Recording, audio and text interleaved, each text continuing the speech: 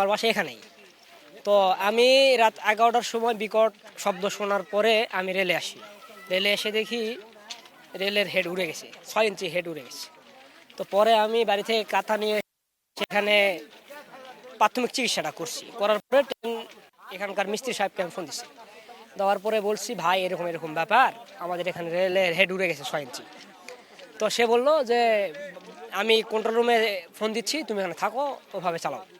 তো আমি চালাচ্ছি ফজরের নাম, আমি তারপরে আমি বাসায় গেছি, ট্রেন চলতেছে, আমি বাসায় চলে গেছি।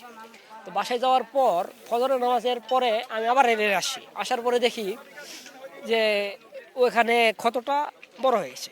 পরবর্তীতে আমি আবার ফোন দিলাম, ভাই এরকম এরকম ব্যাপার, এমার্জেন্সি আসতে হবে। ট্রেন সিগন্যাল মানিচ্ছে না ভাই, 10 কিলোমিটার গতিতে যাচ্ছে না। তখন বলতেছে যে ঠিক আছে, আমি আসতেছি।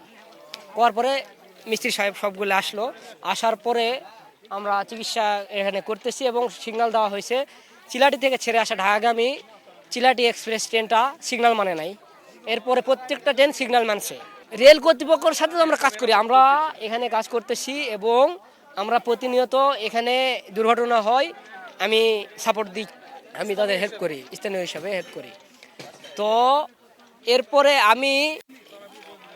এরপরে নীলসাগর আসে, রেলের সব প্যান্ডেল ক্লিপ খোলা, মানে রেল কাটার পরে প্যান্ডেল ক্লিপ সব খোলা।